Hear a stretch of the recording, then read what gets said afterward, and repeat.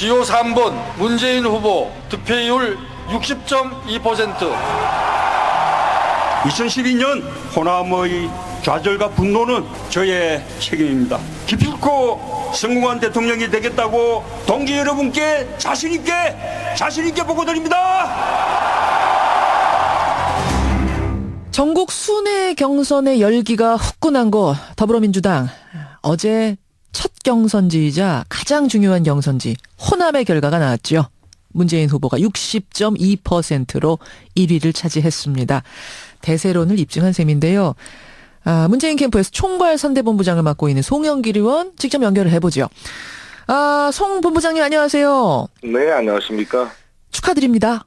네, 감사합니다. 분위기가 어떤가요 지금? 모두가 전율할 정도의 감동을 받은 광주대회였다고 생각합니다. 전율할 정도의 감동. 그 말씀은 60.2%까지는 예상 못하셨던 거예요? 예상은 했지만 호남의 전략적 선택이라는 것이 예. 엄중하게 저희들한테 다가왔습니다. 반드시 정권 교체를 완성시키라고 저희한테 책임과 소명을 부여했다 이런 생각을 가지고 예. 무겁게 그 책임감을 느끼는 대회가 아니었나 이렇게 생각을 합니다. 예. 사실은 이제 호남에 여전히 반문 정서라는 게 존재한다. 문재인 카드로는 불안하다라는 심리도 있고, 게다가 막판에 그 뭐 부산 대통령, 뭐 전두환 표창 논란 이런 게 불거지면서 좀 불리할 수 있다는 예측들이 있었어요. 그래서 50%도 힘든 거 아니냐라는 예측도 있었는데 결국 그 부분은 반영이 안 된 걸까요? 그렇습니다. 호남이 가장 개혁적이고 또 민주적 의식이 높은 지역 중에 하나여서 예. 부산 대통령 표창 논란의 그 본질의 의미를 정확히 이해하고 있기 때문에 그게 흔들리지 않았다 이렇게 생각이 듭니다. 예. 무엇보다도 정권 교체의 열망이 강력하기 때문에 예. 검증된 후보 전국적으로 골고루 지지를 받고 있고 당장 선거가 끝나자마자 국정을 담당해야 될 준비된 후보라는 메시지에 대해서 예. 공감을 해주셨다 이렇게 생각을 합니다. 송영길 본부장이 생각하시는 전략적 선택이라 하면 바로 그런 의미다. 네. 예. 정권 교체가 가능한 후보, 가장 가능성이 높은 후보에 표를 준 것이다. 근데 국민의당의 호남 경선하고 이게 비교를 하게 되는데요. 국민의당 호남 경선 대박이 났습니다. 현장 참여자 수가 9만 명 넘었고, 특히 거기서도 안철수 전 대표가 64.4%로 압승. 국민의당은 이걸 어떻게 해석을 하냐면, 이건 곧 문재인에 대한 비토다. 이렇게 해석을 하더라고요. 근데 또 문재인 전 대표도 60.2를 얻었으니 이거는 어떻게 호남이 두 사람 다 밀어준 걸로 봐야 되나요? 어떻게 해석하세요? 이렇게 저는 생각합니다. 문재인 후보가 얻은 표가 14만 2,343표인데 예. 안철수 후보가 얻으신 게 5만 9,731표. 그것도 제주도를 포함한 표입니다. 저희들은 이번에 제주도가 포함이 안 됐고요. 예. 그래서 2배가 넘게 압도적으로 문재인 후보를 지지해 준 것이다 이렇게 판단이 되고요. 아하. 국민의당에도 일정 정도 이렇게 격려를 해준 것이라고 생각이 듭니다. 격려해 준 것이다 이렇게 보세요? 예, 그것은 그래도 국민의당은 민주개혁 세력으로 함께 가야 될 세력이기 때문에 예. 그 적폐 세력, 그 헌법 농단 세력과 함께했던 세력은 아니었잖아요. 국민의당이. 물론이죠. 그렇기 때문에 같이 좀 힘을 합해서 다시 이 사회가 거꾸로 가지 않도록 힘을 내라라고 저는 격려해 줬다 이렇게 생각합니다. 경쟁은 아니라고 보세요. 안철수 대 문재인 대 안철수 1대1 구도를 호남인들이 만들어주면서 둘이 경쟁해봐라. 이건 아니라고 보세요. 그냥 격려해주는 차원 정도라고 해석하시는 거예요? 경쟁은 될 것입니다. 그러나 격려하고 지지의 질과 내용이 다르다고 생각합니다. 문재인 후보는 예. 확실히 정권 교체를 하도록 힘을 모아주신 것이고 예. 안철수 후보나 국민의당은 예. 격려를 통해 협력해서 다른 이 역전의 가능성이나 반전의 가능성을 차단시켜라. 이렇게 저는 일종의 보조 타이어로 지지해 준 게 아닌가. 교체 길을 가는데. 이거 어제 박지원 대표 나오셨거든요. 이 말 들으면 깜짝 놀라실 것 같은데 보조 타이어, 스페어 타이어 정도로 지금 안철수 전 대표를 호남인들이 살짝 밀어준 거다. 저는 그렇게 생각합니다. 그렇게 보세요. 알겠습니다. 근데 어제 이제 박지원 대표는 뭐라고 하셨냐면 네. 결국 본선에서는 문재인 대 안철수 대 문재인 구도로 가게 될 거다. 그러니까 뭐 이른바 비문연대 이런 거를 물리적으로 하지 않아도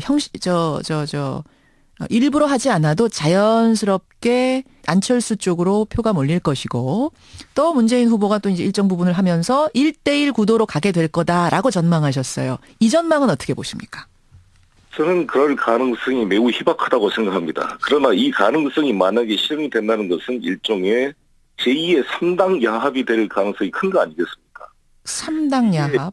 그러니까 자유한국당과 바른정당이 후보를 내지 않고 안철수 후보로 단일화해서 1대1 구도를 하겠다고 하면은 일종의 그것은 옛날에 3당 야합의 그런 아픔이 다시 재현될 수 있는 거 아니겠어요? 예, 예.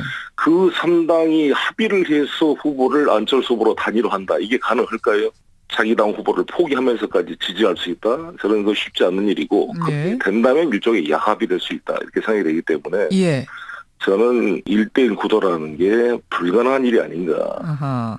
생각합니다. 그런 식의 어떤 근데 물리적이고 기계적인 비문연대는 박지원 대표도 그건 아니다라고 하시더라고요. 불가능하다고 하시고 네. 아마 국민들이 자연스럽게 안철수 후보 쪽으로 밀어주지 않겠는가. 그래서 자연스러운 단일화가 된다. 뭐 이런 의미로 말씀하시던데요. 저는 자유한국당과 바른정당의 지지 세력들이 일부가 안철수 후보를 지지할 가능성이 있다고 봅니다. 예. 그러나 그 당에서 꼭 후보가 나오신 이상 그것은 한계를 가질 수밖에 없고 그러한 분들의 지지를 얻어서 되는 안철수 후보의 정치적 토대 자체가 이 사회의 적폐를 해소하고 개혁으로 끌고 나가는데 동력이 되기는 쉽지 않다 이렇게 생각합니다. 그렇게 보시는군요.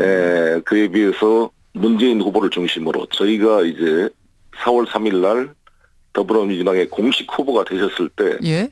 이제는 개인 문재인이 아니라 제1야당의 공식 대선 후보로서 예. 지금까지 여러 가지 서운한 점 안희정 후보나 이재명 후보를 지지했던 분들 이런 모든 분들이 하나로 다 통합되기 때문에 강력한 힘을 발휘할 거로 보십니다. 아, 지금보다 더 강력해질 거다? 그렇습니다. 예를 들어 노무현 후보가 호남 경선에서 당선됐을 때 37.9%로 광주에서 1등 하셨거든요. 예. 2002년 3월에. 그렇죠.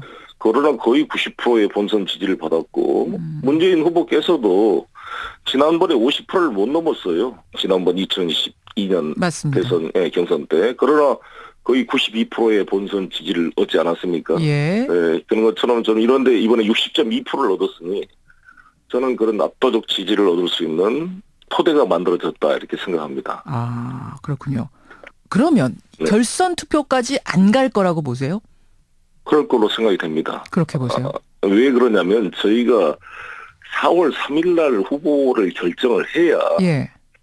문재인 후보를 지지하지 않았던 안희정 후보나 이재명 후보나 최성 후보님 이 세 분 후보님을 지지했던 세력을 하나로 쌓아안고 단일 대우를 만들 수 있는 시간이 필요하고 17일부터 본선이 들어가는데 예. 당장 유인물 유세차 만드는 것도 쉽지 않습니다. 시간이 4월 8일로 늦어지면 실무적으로도 그래서 본선 경쟁을 위해서 4월 3일 날 확정해 주실 것이다 이렇게 생각하고 있습니다. 근데 이제 안희정 지사는 이렇게 말씀하시더라고요. 충청에서 만회하고 영남에서 버텨서 수도권에서 역전 기회 만들 거다. 이렇게 자신감을 보이시고 뭐 이재명 후보 같은 경우도 수도권이 뭐 핵심 지지 기반이기 때문에 역전 가능하다는 말씀 하시던데. 당연히 그런 가능성을 가지고 열심히 뛰시는 것이 후보의 자세라고 생각이 듭니다. 그런 분들의 그런 열정과 의지 자체에 대해서는 존중하는 것이고요. 예, 예. 또 저희 후보 진영은 더욱더 겸손한 자세로 예. 이 국민의 대의를 담아낼 후보이고 준비된 후보임을 강조하면서 더 열심히 뛰도록 하겠습니다. 아, 보니까요. 지금 네. 이미 여유가 생기셨네요. 문캠프는. 글쎄요. 열심히 하도록 하겠습니다. 아니, 사실상 됐다고 보세요? 경선은 됐다고 보세요? 아니, 솔직히? 절대 그렇게 해서는 안 된다고 봅니다. 네. 끝나도 끝난 것이 아니다. 이런 끝나도 끝난 것이 아니다. 이런 자세로. 하지만 지난번 인터뷰할 때보다 제가 지난주 목요일에 이제 네. 송영길 본부장님 비롯해서 대리인 인터뷰 했었는데 그때 느꼈던 그 느낌하고는 지금 다른 상당히 여유가 생긴 모습. 그러면서 품고 가겠다. 이런 모습이 좀 달라진 모습으로 보입니다. 알겠습니다. 한 개만 더 여쭐게요. 지금 청취자 문자가 들어오는데 문재인 전 대표 어제 60.2% 그 득표율 그 성적표 얻고 뭐라고 하시던가요? 그때 인터뷰에 말씀하신 것처럼 너무너무 감사를 표시하고 또 책임감을 느끼는 것 같습니다. 또 지난번 어제 연설이 참 감동적이었는데 호남의 좌절과 분노 2012년도에 그것은 전적으로 본인의 책임이다. 호남의 패배가 아니다. 다시는 호남의 좌절을 드리지 않겠다. 다짐하고 또 다짐했다. 이게 그 심정의 표현이다 이렇게 생각합니다. 예. 여기까지 말씀 듣겠습니다. 고맙습니다. 네, 감사합니다. 예, 문재인 캠프의 총괄선대본부장 맡고 있는 송영길 의원이었습니다.